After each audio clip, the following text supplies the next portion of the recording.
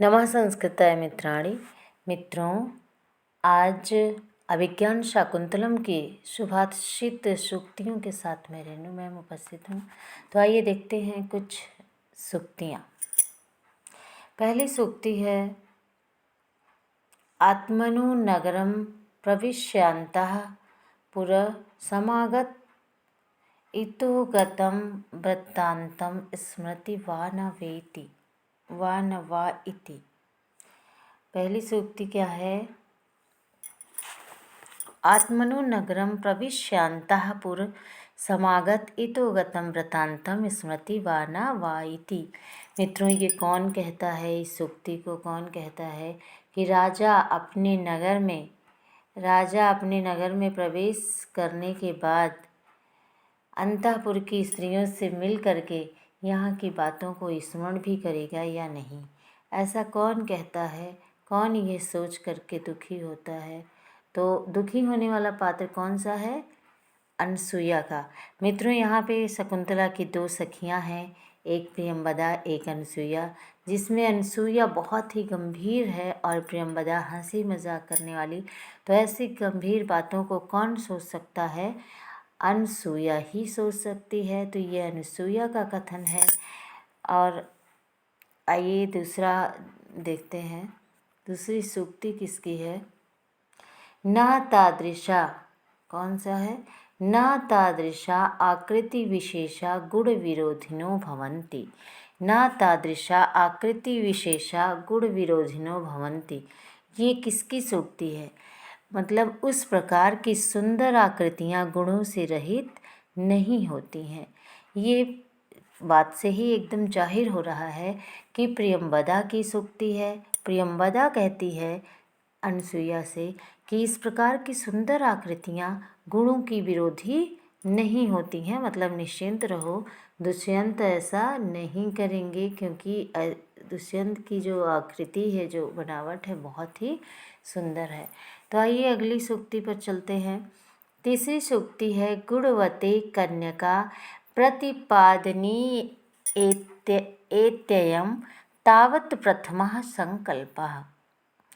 गुणवते कन्यका, गुणवान व्यक्ति को कन्या देनी चाहिए। प्रतिपादनी एत्ययं तावत् प्रथमः संकल्पः। गुणवान व्यक्ति को ही कन्या देनी चाहिए। ये किसका प्रथम संकल्प होता है? माता पिता का। माता पिता का प्रथम संकल्प होता है कि अपनी पुत्री को वो किसको दे? किसी गुणवान व्यक्ति को ही अर्पित करें, दान दें, कन्यादान दें। ऐसा माता पिता का प्रथम संकल्प होता है। और इतनी बढ़िया बात, इतनी सुंदर, इतनी गंभीर बात कौन कर सकता है? तो अनसुईया ही कर सकती है। मित्रों, ये कथन है अनसुईया का। आइए हम अगले कथन की तरफ बढ़ते हैं। अगला सुभाषित कथन किसका है? तो है ननु सख्याः। क्या है?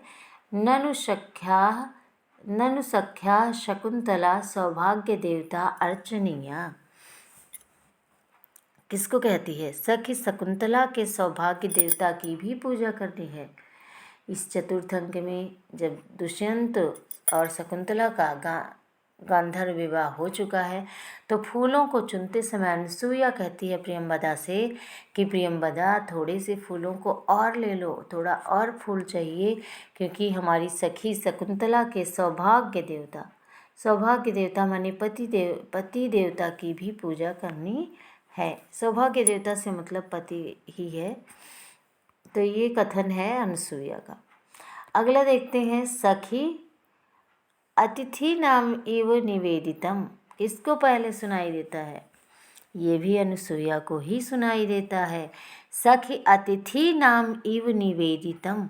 सखी किसी अतिथि की सी आवाज़ लग रही है। ये पांचवा देखिए,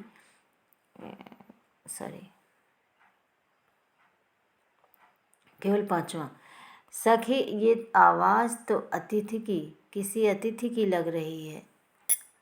और ये सुनाई किसको पहले देता? क्योंकि प्रियंवदा और अनसुईया दोनों साथ में फूलों को चुन रही हैं, लेकिन ये आवाज़ प्रियंवदा को नहीं सुनाई देती, क्योंकि वो मस्त है, व्यस्त है दुर्योधन के, उनके दुष्यंत के बारे में वो भी चिंतन मनन कर रही है, इसलिए उसे सुनाई नहीं देता।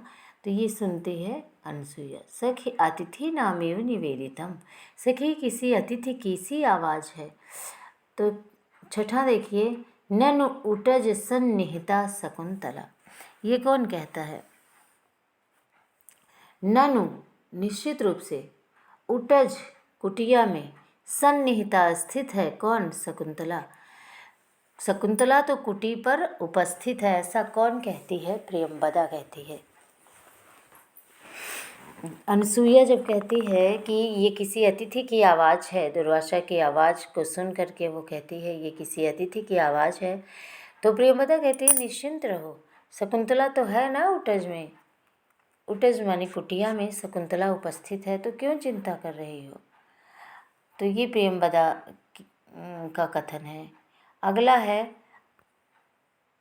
आद्य पुनर्हृदयेन असन्निहिता, आद्य पुनर्हृदयेन असन्निहिता, सन्निहित माने उपस्थित होना, असन्निहित माने अनुपस्थित रहना, मतलब उपस्थित ना होना।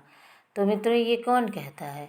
आद्य पुनर्हृदयेन असन्निहिता, ऐसा कौन कहती है? अनसुईया कहती है। किंतु आज वो हृदय से क्या है? अनुपस्थित है तो उटज में, लेकिन पूरी तरह से नहीं है, क्योंकि उसका मन आज कहीं और है और वो पूरे मन से कुटिया में उपस्थित नहीं है। तो देखो इस बात को समझ कौन पाया? प्रियंवदा तो ये कह रही कि ननु उटज सन्निहिता शकुंतला, शकुंतला कुटी में है, लेकिन प्रियंवदा अनसुईया कहती है कि किंतु आज वो हृदय से अनुपस्थित है, अर्थात उसका मन यहाँ पर नहीं है, उसका मन कहीं और है। तो मन से वो स्थित नहीं है, किंतु आज वो हृदय से अनुपस्थित है, अर्थात उसका मन कहीं और है। अगला देखते हैं, इतनी गंभीर बात को कौन समझ पाता है अनसुईया के अलावा? अगला देखते हैं, विचिन्तयन्ती यमनन्यमानसा, ये कौन कहता? विचिन्तयन्ती यमनन्यमानसा तपोधनम वेत्सि न मामुपस्थितम, एकाग्र चित्त से उसका चिंतन करती हुई तू उपस्थित हुई मुझ जैसे तपस्वी को नहीं देख रही हो। नेपथ्य से किसकी आवाज़ आती है? तो ये आवाज़ आती है दुर्वासा ऋषि की, जो कहता है विचिन्तयन्ती यमनन्यमानसा तपोधनम वेत्सि न माम उपस्थितम, उसकी एकाग्रता को भंग करना चाहता है, लेकिन वो एकाग्रचित होकर के दुष्यंत के चिंतन में खोई हुई है और वो ऋषि दुर्वासा के आवाज़ को नहीं सुन पाती है। आइए अगला देखते हैं मित्रों, ये दुर्वासा का कथन है। अगला जो है, स्मरिष्यति त्वां न सबोधितोऽपि सन् कथां प्रमत्तः प्रथमं कृताम्यु, ये भी किसका कथन है? दुर्वासा का ही कथन है। किसका कथन है? दुर्वासा का। तो श्राप दे देते हैं दूसरी लाइन में कि वो तेरे स्मरण दिलाने पर भी तुझको स्मरण नहीं करेगा, जैसे उन्मत्त व्यक्ति पहले कही बात को स्मरण नहीं करता है। बहुत बड़ा श्राप दे देते हैं शकुंतला को कि हे कन्यके, हे कन्या, तू जिसके स्मरण में खोई हुई है और मुझ जैसे तपस्वी को भी नहीं देख पा रही है, मेरी उपस्थिति को नहीं समझ पा रही है, तेरे याद दिलाने पर भी वो तुझे उसी प्रकार भूल जाएगा जैसे कोई उन्मत्त व्यक्ति, कोई पागल व्यक्ति पहले कही हुई बात को स्मरण नहीं रख पाता है, भूल जाता है। आइए देखते हैं अगला कथन। अगला है, हाधिक अप्रियमेव संवृत्तं कस्मिन्नपि पूजार्हे अपराधा शून्य हृदया शकुंतला, ये किसके द्वारा कही गई बात है? हाय हाय धिक्कार है, हाय धिक्कार है, धिक्कार है। किसका कथन है ये प्रियंवदा का कथन है। अब प्रियंवदा को सुनाई पड़ता है कि दुर्वासा ने क्या कह दिया उसकी सखी को। हाय धिक्कार है, अनर्थ हो गया, किसी पूजनीय व्यक्ति के प्रति जो शून्य हृदया शकुंतला है उसके द्वारा बहुत बड़ा अपराध हो गया। हाय हाय धिक्कार है, अनर्थ हो गया, किसी पूजनीय व्यक्ति के प्रति शून्य हृदय वाली शकुंतला ने अपराध कर दिया है। प्रियंवदा ही कहती है, वो तुरंत घबरा जाती है कि अरे अब क्या होगा, ये तो अनर्थ हो गया। तो फिर यहाँ पे भी मित्रों जो अनसुईया है उसे सांत्वना दिलाती है कि इतना घबराहट नहीं, जा कर के उन्हें मना करके ले आओ। फिर वो कहती है अगले में, ना खलु यस्मिन् कस्मिन्नपि एष दुर्वासा सुलभ कोपो महर्षि।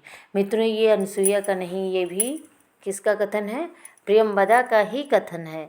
ये भी प्रियंवदा का कथन है कि न खलु यस्मिन् कस्मिन्नपि एष दुर्वासा सुलभ कोपो महर्षि। अरे ये कोई ऐसे वैसे साधु नहीं है, कोई ऐसे वैसे व्यक्ति नहीं है, ये तो सुलभ कोपो महर्षि दुर्वासा हैं। सुलभ कोपो माने सहज ही जिसको क्रोध आ जाता है, ऐसे महर्षि दुर्वासा हैं। ये कोई ऐरा गैरा ऐसा कोई व्यक्ति नहीं है, वो डर जाती है। फिर क्या है? अगला है मित्रों, को अन्यो हुद्बहात् दग्धुम प्रभवति। को अन्यो हुद्बहात् दग्धुम प्रभवति, ये किसका कथन है? को अन्यो हुद्बहात् दग्धुम प्रभवति। बोलिए, अग्नि के अतिरिक्त और कौन जला सकता है? ये किसका कथन है? अनसुईया का कथन है कि अग्नि के अतिरिक्त हुद्बहात् को अन्यो दग्धुम प्रभवति, कौन जला सकता है? तो मित्रों ये किसका कथन है? अनसुईया का कथन है। अब अगला देखते हैं, 13वां जो सुभाषित वाक्य है उसको देखते हैं। सखी प्रकृति वक्रः सः कस्यानुनयं प्रतिगृह्णाति। सखी प्रकृति वक्रः, जो स्वभाव से ही टेढ़ा है, प्रकृति माने स्वभाव से, वक्रः माने टेढ़ा, स माने वह, कस्य अनुनयं प्रतिगृह्णाति, किसके अनुनय को स्वीकार करते हैं। ये कौन कहता है? प्रियंवदा कहती है। प्रियंवदा अनसुईया के कहने पर जब वो कहती है कि कच्छ पादयोः पतति, जाओ पैर पर गिर करके उन्हें फिर से वापस ले आओ, तो वो जाती है। फिर लौट करके आने के बाद कहती है कि सखी प्रकृति वक्रः सा कस्यानुनयं प्रतिगृह्णाति, जो स्वभाव से ही टेढ़ा है वो किसी के अनुग्रह को कैसे स्वीकार कर सकता है, किसी के अनुनय को कैसे स्वीकार कर सकता है। अब आइए अगला देखते हैं मित्रों। अगला है, भगवन् प्रथमेति प्रेक्षा विज्ञात तपः प्रभावस्य दुहितृजनस्य भगवतै कोऽपराधो मर्शयितव्य इति। मतलब भगवन् प्रथमेति प्रेक्षा विज्ञात तपः प्रभावस्य दुहितृजनस्य भगवतै कोऽपराधो मर्शयितव्य इति। न जानने वाली आपकी पुत्री जन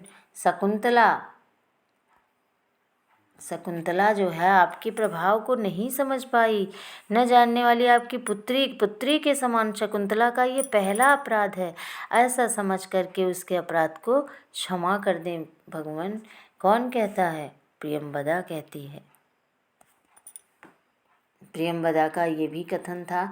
तो मित्रों आज ये रहा 14 सूक्ति जो अनसुईया और प्रियंवदा के कथनों पर आधारित था।